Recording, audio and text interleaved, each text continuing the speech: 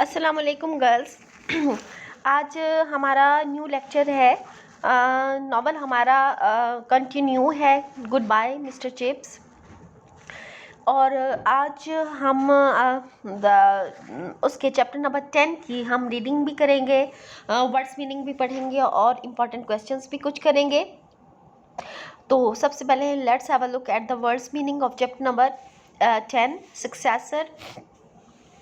A person who takes place, या एक शख्स जो किसी दूसरे शख्स की जगह पे आए, या जिसको हम सिंपल वर्ड्स में जानशीन भी कहते हैं। फेंटेस्ट का मतलब होता है स्लाइट, मामूली सा या हल्का सा। मेयर कहते हैं जस्ट, महज या सिर्फ के लिए।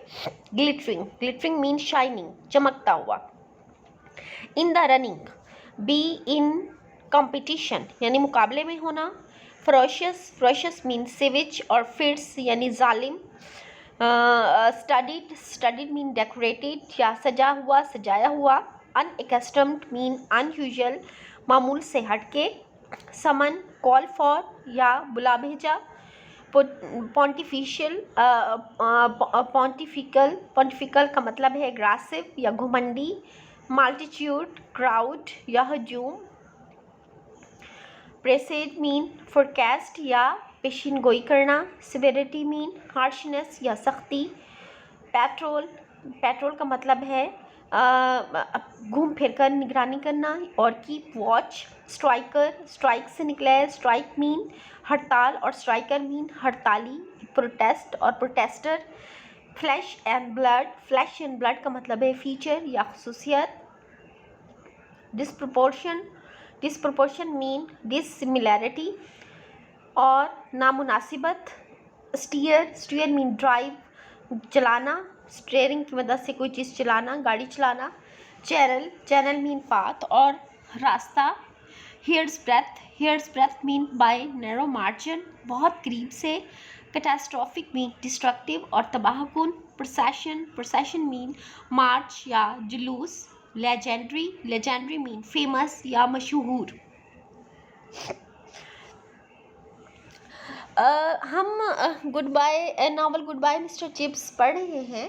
बेसिकली जब इसको स्टार्ट किया था तो मैंने ये कहा था कि this is an autobiography, autobiography of of a person who was a teacher at boarding school. The name of this boarding school was Brookfield.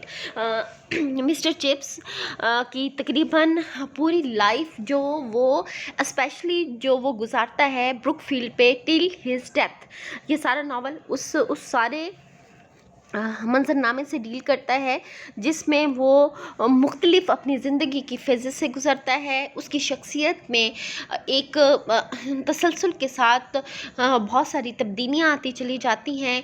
हमने उसके ब्रुकफील्ड में एंट्री से लेके उसके बाद उसका करियर एज अ टीचर हम पढ़ रहे हैं। साथ साथ हम उसकी ऑर्थोडॉक्स नेचर को भी हमने डिस्कस किया। उसके बाद हमने उसकी नेचर की तब्दीली को भी डिस्कस किया जो कि सिर्फ़ और सिर्फ कैथरीन की वजह से था। फिर दोबारा से कैथरीन की डेथ और कैथरीन की डेथ के बाद आने वाली तब्दीलियों को भी हमने पढ़ा। अब ये जो चैप्टर नंबर 10 है, चैप्टर नंबर 10 एक जनरल सा चैप्टर है। इसमें थोड़ा सा हेड्स के बारे में या हेड मास्टर्स के बारे में इसमें आइडिया दिया गया है और मुख्तलिफ़ किस्म के वाक़यात के मुख्तलिफ़ झलकियाँ हमें इसमें देखने को मिलेंगी, जिनमें कुछ कैथरीन की ज़िंदगी में होने वाले कुछ वाक़यात की एक दो की झलकियाँ हैं और कुछ उसके मरने के बाद मुख्तलिफ़ वाक़यात जो चिप्स जिनमें शामिल था उसके साथ पेश आए, उनके बारे में चंद यानी मुख्तलिफ़ किस्म की बिट बाय बिट यानी हम टुकड़े टुकड़े करके कुछ न कुछ वाक़यात के बारे में इस चैप्टर में पढ़ेंगे। तो ये एक जनरल किस्म का चैप्टर है। इसके बाद जो चैप्टर आएगा that was again the start of a new turning in chips life when he was at Brookfield. तो ये मैं आपको बाद में बताऊंगी। अभी फ़िलहाल हम जो पढ़ रहे हैं उसी के बारे में हम पढ़ते हैं कि यानी ये कैथरीन ब्रिजेस की डेथ के तकरीबन 2 साल बाद की बात है इन 1900 कि 1900 old Meldrum who had succeeded Wetherby as a head and had held office for 3 decades died suddenly from pneumonia, and in the interval before the appointment of a successor, Chips became acting head of a Brookfield. या can यानी 1970, आपको ये याद होगा कि 1970 was a year in which Mr. Chips joined Brookfield, and that was the same year in which the old Mr. Weatherby died, who was headmaster at that time and who also interviewed Mr. Chips. तो उन छुट्टियों में chips ने छुट्टियों के बाद chips ने जब स्कूल ज्वाइन किया तो उस टाइम मिस्टर वेदरबाई मर चुका था और मिस्टर मेल्ड्रम उस टाइम न्यू हेडमास्टर बन चुका था. तो 1970 से लेके टिल 1870 से लेके टिल 1900, यानी दीज वर द 30 years, और during these 30 years mister Meldrum was the head of Brookfield, head और हेड मास्टर.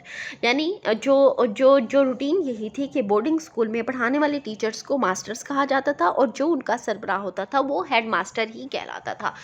तो मिस्टर वेदर के बाद आने वाला मिस्टर मेल्ड्रम, जो उस वक्त तक काफ़ी बूढ़ा हो चुका था और उसने जो है वो तकरीबन 3 डिकेड्स कहते हैं 10 ईयर, तो 3 डिकेड्स मीन यानी 30 ईयर्स तक उसने ऑफिस संभाला हेड के तौर पर. डाइड सडनली फ्रॉम नमूनिया, तो अचानक नमूनिया एक बीमारी का नाम है, सबको पता है, नमूनिया से उसकी डेथ हुई. And in the interval before the appointment of the successor, और एक दरमियान में एक ब्रेक आया, एक दरमियान में एक जिसको हम कहते हैं कि एक दरमियानी वक्त था, इंटरवल था, जिसमें मेल्ड्रम की डेथ हुई और नया हेडमास्टर आया. तो उसके दरमियान में chips became acting head of Brookfield. Chips को ब्रुकफील्ड का कायम मकाम हेडमास्टर बना दिया गया. एक्टिंग हेड यानी प्रॉपर हेड नहीं, एक्टिंग हेड, जो किसी के मतलब जगह पर काम करे, उसको प्रॉपर नहीं बनाया गया था.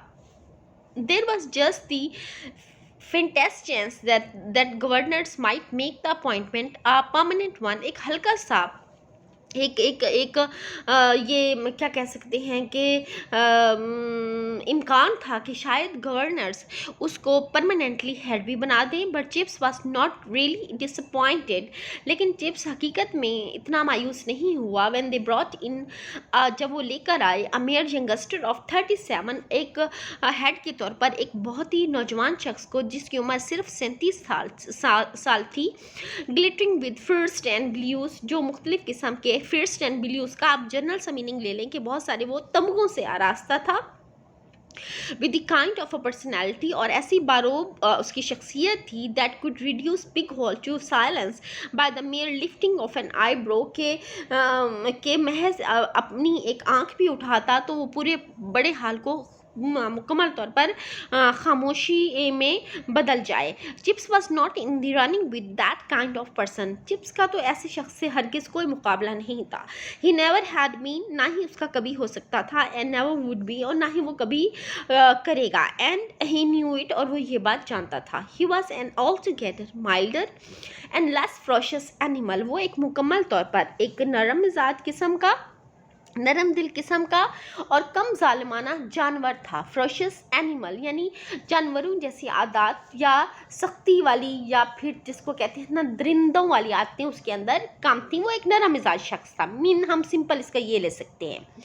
Those years before his retirement in 1913 were studied with sharply remembered pictures. तो वो कहते हैं कि अब 1900 से लेके और उसके बाद 1913 तक, यानी जब ये वो साल है 1913, ये वो साल है जिसमें चिप्स रिटायर्ड हुआ. और इसका जिक्र हम इब्तदाई चैप्टर्स में भी पढ़ चुके हैं और आगे एक मुकम्मल चैप्टर चिप्स की रिटायरमेंट के बारे में है जिसको हम बड़ी डिटेल के साथ पढ़ेंगे. यहाँ ये बताया जा रहा है कि ये 13 साल और कुछ माजी के सालों को भी शामिल किया जाए तो ये बहुत सारे वाक़यात से भरे हुए साल थे. अब ये मुख्तलिफ़ किस्म के छोटे छोटे वाक़यात हमें बताए जा रहे हैं. एक उसकी याद ये आती है कि अब मे मॉर्निंग के मई का महीना था. एक मई के महीने की एक सुबह को the clang of the school bell at an unaccustomed time, के एक नहायत ही अनयूजुअल, अनकस्टम का मतलब है अनयूजुअल टाइम में स्कूल के जो बेल थी उसकी घंटी बजी. Everyone summoned to assemble in the big hall, सबको कहा गया कि वो बिग हॉल में आके इकट्ठे हो जाएं. रॉल्स्टन the new head, very pontifical and aware of himself. Ralston, जो कि नया हेड उस टाइम तक मुकर्रर हो चुका था, आ चुका था, घुमंडी और खुद से आगाह किस्म का शख्स था, fix the multitude with a cold piercing eye severity, और वो वहाँ जमा होने वाले हुजूम को एक सर्द मोहर और जैसे चुभती हुई आंखों के साथ सख्ती भरी नज़रों से देख रहा था। उसने ऐलान किया, you will all be deeply grieved to hear that his majesty King Edward the seventh died this morning. उसने ऐलान किसका किया कि बरतानिया के किंग एडवर्ड या बादशाह एडवर्ड द सेवंथ के मरने का के मरने की इत्तला दी कि आप लोगों को ये सुनकर नहायत अफसोस होगा कि आज किंग एडवर्ड द सेवंथ है आज सुबह जो है वो मर चुके हैं। There will be no school this afternoon, और उनकी मौत की वजह से आज दोपहर स्कूल में छुट्टी होगी। But a service will be held in the chapel at 4:30, लेकिन 4:30 बजे चर्च में मजहबी तकरीब होगी, जिसमें यानी मरने वाले के लिए दुआ की जाएगी। समर मॉर्निंग ऑन द, ये एक वाक़या यानी एक ये ऐलान भी चिप्स के जहन में ताज़ा था कि किस तरीके से राल्स्टन के आते ही कुछ अरसे बाद ही किंग एडवर्ड सेवंथ की डेथ हुई और उसने उसका स्कूल में ऐलान किया। उसके बाद एक और वाक़या ये था कि जो थे रेलवे के जो लोग थे या एहलकार थे वो हड़ताल पे चले गए थे, और उस दौरान ब्रुकफील्ड स्कूल के लड़कों को और टीचर्स को कुछ ड्यूटियां असाइन की गई थी, जिसको वो भी बहुत क्लियरली याद है। और ये वाला वाक़या इतना काफ़ी अहम है कि इसके बारे में अलहदा से क्वेश्चन भी अमूमन बोर्ड के पेपर्स में आ जाता है। A summer morning on the railway line near Brookfield के एक इसी तरीके से मौसम गर्मा की एक सुबह का जिक्र है कि ब्रुकफील्ड के नज़दीक रेलवे लाइन के पास the railway man were on strike, जब रेलवे के आदमी या एहलकार हड़ताल पर थे। Soldiers were driving the engine, और उनकी जगह जो सिपाही थे या फौजी थे वो रेलवे इंजन्स को चला रहे थे। Stone had been thrown at the trains, तो वो एहलकार रेलवे के एहलकार जो कि हड़ताल पे थे, उनकी बातें जब नहीं मानी जा रही थी तो वो चलती ट्रेनों पर जिनको फौजी चला रहे थे वो पत्थर फेंकते थे। Brookfield boys were patrolling the line, तो उस टाइम ब्रुकफील्ड के लड़कों को ड्यूटी दी गई कि वो जो रेलवे लाइन है उसके गिर्द निगरानी करें, पेट्रोलिंग करें, thinking the whole business great fun, और लड़के ये काम बड़ा मज़े से बड़ा फन समझ के कर रहे थे। Chips who was in charge, और चिप्स को वो तमाम लड़के जो कि निगरानी कर रहे थे रेलवे लाइन की, ताकि हड़ताली करीब ना आ सकें और पत्थर ना फेंक सकें चलती ट्रेनों पर। चिप्स उन तमाम लड़कों का इंचार्ज था। Stood a little way of, थोड़ा सा हट के खड़ा था। टॉकिंग टू अ मैन, एक आदमी से बातें कर रहा था। At the gate of the cottage, एक छोटे से कॉटेज के गेट के बाहर। तो यंग क्रिकलेट अप्रोच, छोटा सा एक लड़का जिसका नाम क्रिकलेट था वो उसके करीब आया। Please sir, would you like please sir, what shall we do if we meet any striker. Sir, अगर कोई हड़ताली हमें मिल जाए तो हम क्या करेंगे। Would you like to meet one, तो चिप्स ने उससे पूछा, क्या तुम किसी हड़ताली से मिलना पसंद करोगे। आई डोंट नो सर, नहीं मैं नहीं जानता जनाब। God bless the boy, he talked of them as if they were queer animals out of zoo. वो लड़का, खुदा उस पर रहम करे, वो हड़तालियों के बारे में ऐसे बातें कर रहा था जैसे कि वो कोई जू से निकले हुए जानवर हों। वेल, तो यानी चिप्स को उसका अंदाज़ इस तरीके से लगा कि जैसे हड़ताली उसके लिए कोई अजीब सी मखलूक हो, कोई जू से निकले एनिमल्स हो। तो इसलिए उसने उससे पूछा कि क्या तुम किसी हड़ताली से मिलना पसंद करोगे। तो उसको ये अंदाज़ा भी नहीं था कि वो मिलेगा या नहीं मिल सकता। तो चिप्स बोला, well here you are then, you can meet mister Jones, he is a striker. तो आओ, ये देखो, ये है, मैं तुम्हारी मुलाकात कराता हूँ, ये मिस्टर जॉन है और ये एक हड़ताली हैं। When he is on duty he has the charge of the signal box at the station, कि जब ये अपनी ड्यूटी पर होता है तो ये सिग्नल बॉक्सेस का स्टेशन का इंचार्ज होता है। You have put your life in his hands many a times, बल्कि तुम कई बार अपनी ज़िंदगी इसके स्पुर्द कर चुके हो। ये मिस्टर जॉन्स के बारे में मुझे याद है कि बहुत बार बोर्ड का क्वेश्चन भी आ चुके हैं। खैर आगे देखो, afterward the story went around the school. उसके बाद ये भी एक चिप्स की जैसे एक बातें बहुत जल्द मशहूर हो जाती थी, तो ये कहानी भी बड़ी मशहूर हो गई। उस लड़के ने जाके फैला दी कि किस तरीके से चिप्स जो था टॉकिंग टू अ स्ट्राइकर, एक हड़ताली से बातें कर रहा था, और talking to a striker might have been quite friendly, और बातें ऐसे कर रहा था जैसे कि बहुत ही दोस्ताना उनका हो आपस में। The way they were talking together, जैसे वो बात कर रहे थे ऐसा लगता था कि गहरे दोस्त हों। तो Chips, thinking it over a good many times, always added to himself that Kathy would have approved and would also have been amused। तो बाद में जब बहुत बार यही वाला वाक़या यानी हड़ताली से अपनी मुलाकात वाला जब वो बाद में याद करता बहुत सी बार, तो हमेशा वो खुद से कहता कि अगर कैथी होती तो उसको ये मेरी बात नहायत पसंद आती, and would have also been amused, बल्कि वो ये सुनकर इस वाक्य को सुनकर बहुत लुत्फ उठाती। Because always what ever happen in however the avenues of politics twisted and curved, he did faith in England. ये अब थोड़ा सा हम चिप्स की माइंड और चिप्स की पर्सनैलिटी और चिप्स का जो एक पॉइंट ऑफ व्यू है उसके बारे में हम बात करने लगे हैं कि हमेशा से ही कुछ भी वाक़या हो जाता, however the avenues of politics twisted and curved, या जितने भी सियासत की राहें पुरखार और उलझी क्यों ना हो जाती, he had faith in England, उसको इंग्लैंड पर एक मुकम्मल तौर पर यकीन था। In English flesh and blood, उसको इंग्लिश अंग्रेजी खून पर एतबार था। And in Brookfield as a place whose ultimate worth depended on whether she fitted herself into the English scene with dignity and without disposition. और उसके साथ साथ सबसे बढ़कर उसको ब्रुकफील्ड पर एक ऐसा एतमाद था कि ये एक ऐसी जगह है जहाँ की जो कदर कीमत है हमेशा डिपेंड्स ऑन, इस पर इन्हिसार करती है कि किस तरीके से ज़बरदस्त तरीके से ब्रुकफील्ड ने अपने आप को इस अपने मुल्क के इंग्लिश सीन में किस तरह अजमत और वक़ार के साथ और प्रोपोर्शन के साथ जो है वो बग़ैर किसी यानी विदाउट डिसप्रोपोर्शन यानी बग़ैर किसी गैर मुतवाज़न हुए बग़ैर किस तरीके से अपने आप को इस पूरे सीन में फिट किया हुआ है। He had been left a vision, उसको हमेशा एक ऐसा उसके पास एक विजन था, एक कह सकते हैं एक नुक्ता नज़र था that grew clear with each year, जो हर साल गुजरते साल के साथ वाजे होता जा रहा था। और ये नुक्ता नज़र उसका एक ऑफ एन इंग्लैंड, एक ऐसे इंग्लैंड के बारे में था for whom days of ease were nearly over, जिसके लिए आसानी के दिन तकरीबन अब जो थे वो ख़त्म हो चुके थे।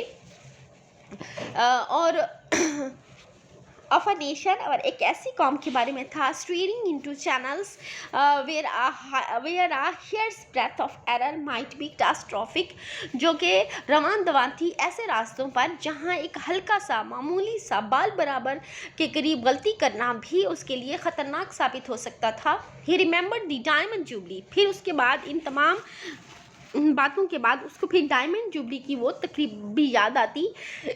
There had been a whole holiday at Brookfield, जिस दिन ब्रुकफील्ड में सारा दिन छुट्टी की गई थी, and he had taken Kathy to London। और ये उस टाइम की बात है जब कैथरीन जिंदा थी और वो कैथरीन को लंदन लेके गया था टू सी द प्रोसेशन, ये डायमंड जुबली की तकरीब के सिलसिले का जुलूस दिखाने के लिए।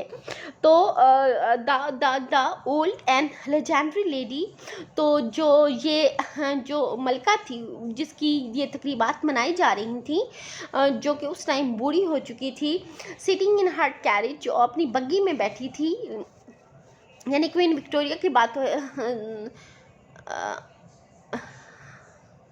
That old and legendary lady sitting in her carriage, यानी मलका जो अपनी बग्गी में बैठी थी, like some crumbling wooden doll, एक जो है वो शिकस्ता वुडन डॉल की तरह, ये क्वीन विक्टोरिया की बात हो रही है, had symbolized impressively to so many things, जो कि बहुत ही मौसर तरीके से बहुत सारी ऐसी चीज़ों की सिंबल थी या फिर नमूना थी that like herself, जो कि उसी की तरह वर nearing to an end, जो कि उसी की तरह अब ख़त्म होने के करीब थी। Was it only the century or was it an epoch, पता नहीं ये एक पूरी सदी थी या फिर एक तारीख साज दौर था।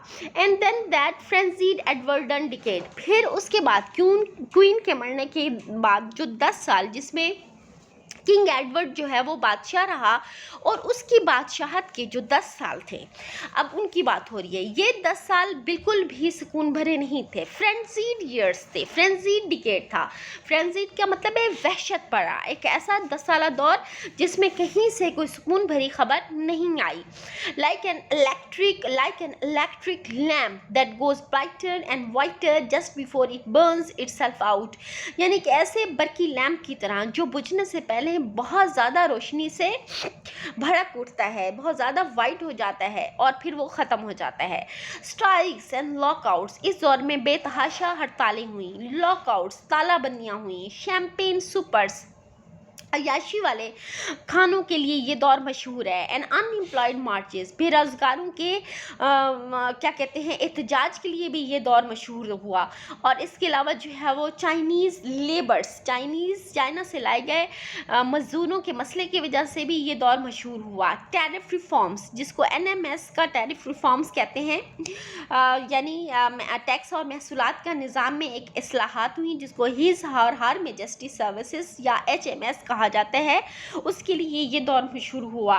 Dreadnought, Marconi, home rules for Ireland, doctor Crippen, suffragette ये औरतों के जो हकूक़ की जो एक मूवमेंट स्टार्ट हुई।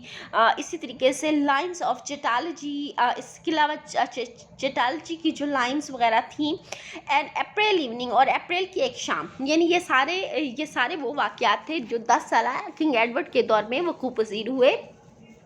इनकी बात करते करते फिर चिप्स को एक नाम से अप्रैल की एक शाम याद आ जाती है। ये भी माजी का एक वाक़या है। विंडी एंड रेनी, जिस दिन बहुत शदीद हवा चल रही थी, बारिश भी हो रही थी।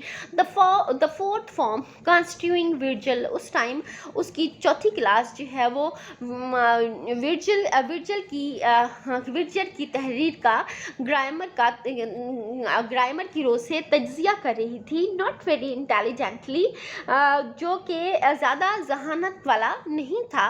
For their was exciting news in the papers, उस दिन का अखबार में काफ़ी एक्साइटिंग न्यूज़ से भरा हुआ था। तो उसने देखा यंग ग्रेसन, जो कि उसका स्टूडेंट था उस टाइम, उस क्लास में बैठा हुआ बाकी सारे स्टूडेंट्स के साथ, in particular was careless and preoccupied. तो उसने देखा कि ग्रेसन ख़ास तौर पर बहुत ही लापरवाह और सोचों में डूबा हुआ नज़र आ रहा है। अ क्वाइट नर्वस बॉय, वो लड़का तो दिखने में ही बहुत ही खामोश-तबा और नर्वस किस्म का लड़का था। तो चिप्स ने उससे पूछा, Grayson stay behind after the rest, के ग्रेसन तुम पीछे ठहर जाओ, बिल्कुल खामोश से रेस्ट करो और पीछे ठहरे रहो। देन फिर बोला, Grayson I don't want to be severe, मैं तुम्हारे साथ ज़्यादा सख्त नहीं होना चाहता, because you are generally pretty good, क्योंकि तुम काफ़ी तौर पर अच्छे स्टूडेंट्स में से हो इन योर वर्क, ख़ास तौर पर अपने काम के मामले में। But today you don't seem to have been trying at all, लेकिन आज तो कोई बिल्कुल भी तुम काम करने की कोशिश करते हुए भी नज़र नहीं आ रहे हो। इज़ एनीथिंग द मैटर, क्या कोई अहम मसला है? नो सर, नहीं जनाब। Well we will say no more about it, चलो ठीक है, हम इस बारे में ज़्यादा बात नहीं करेंगे। But I shall expect better things next time, लेकिन मैं तवक्को करता हूँ कि अगली बार तुम बेहतर काम करोगे।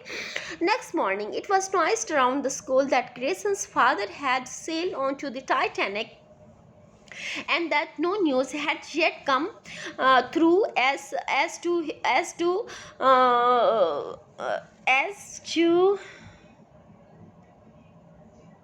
to his fate। ठीक है, अगले दिन ये शोर उठा पूरे स्कूल में कि ग्रेसन का फादर जो है वो भी उसी टाइटैनिक जहाज़ पे सवार था, जिसकी कोई खबर अब तक नहीं आई कि उसके साथ क्या हुआ है, किस्मत ने उसके साथ क्या किया है। Grayson was excuse lesson, Grayson को उसके स्पार्क से छुट्टी दे दी गई। फॉर अ होल डे, पूरा दिन the school centred emotionally upon his anxieties, पूरा दिन सारा स्कूल जज्बाती तौर पर उसकी परेशानियों से के गिर्द ही घूमता रहा। देन केम द न्यूज़, फिर खबर पहुंची that his father had been among those rescued, के उसका वालिद उन चंद लोगों में से एक था जिनको के बचा लिया गया था। चिप्स शोक hands with the boy, chips ने ग्रेसन से हाथ मिलाया। वेल और कहा, well I am delighted Grayson, happy ending, मुझे खुशी हुई ग्रेसन के खुशगवार इख्तिताम हुआ है। You must be feeling pretty pleased with life, आज तुम अपनी ज़िंदगी से काफ़ी खुश लग रहे होगे। या यस सर, अ क्वाइट नर्वस बॉय, वो वाकई में एक खामोशतबा और परेशान दिखने वाला लड़का था। And it was Grayson senior, और ये ग्रेसन सीनियर था, नॉट जूनियर, यानी ये लड़का नहीं, ये जूनियर ग्रेसन नहीं, with whom Chips was destined later to condole, जिसके साथ बाद में चिप्स को इजहार ताज़ियत करना पड़ा। यानी एक टाइम ऐसा आया था जब उसके फादर का डर हुआ कि वो शायद इस दुनिया में नहीं रहा, लेकिन दर हकीकत फादर से पहले उस लड़के की डेथ हुई, तो जिसकी वजह से ग्रेसन सीनियर से चिप्स को ताज़ियत करनी पड़ी। तो this was the end of your lesson number chapter number 10। इसके क्वेश्चंस देख लें। What was the view point of chips about England and English people? He had a faith in England and English people, but now for England, days of ease were nearly over. He thought that now the English nation was steering into a channel or a path where a slight mistake could be destructive. Next question is, why did the writer call the legendary lady a wooden doll? The writer James Hilton was of the view that good days of England were gone, and the legendary lady sitting her carriage looked like a crumbling doll. It symbolized that everything in England was decaying and the nation was steering into a channel of destruction. Why was it inappropriate to talk to a striker? The striker was rebels against the government. Those who talked to strikers would have been considered their friends, and rebellions against the government as well. When Mr. Chips talked to the striker, Mr. Jones, the news spread in the school like fire, like the fire in a jungle. But in the end, it brought no harm for Chips. These are the important question. और एक question और भी है, वो striker था कौन जिससे chips बातें कर रहा था और उसका काम क्या था? तो Chips was talking to mister Jones who was in charge of the signal box. ये भी इम्पॉर्टेंट क्वेश्चन है जो यहाँ ऐड नहीं है, लेकिन जब आप लिखेंगे तो आप उसको भी ऐड करेंगे। ठीक है, तो ये था योर टुडेज़ लेसन। इसके साथ ही अल्लाह हाफिज़।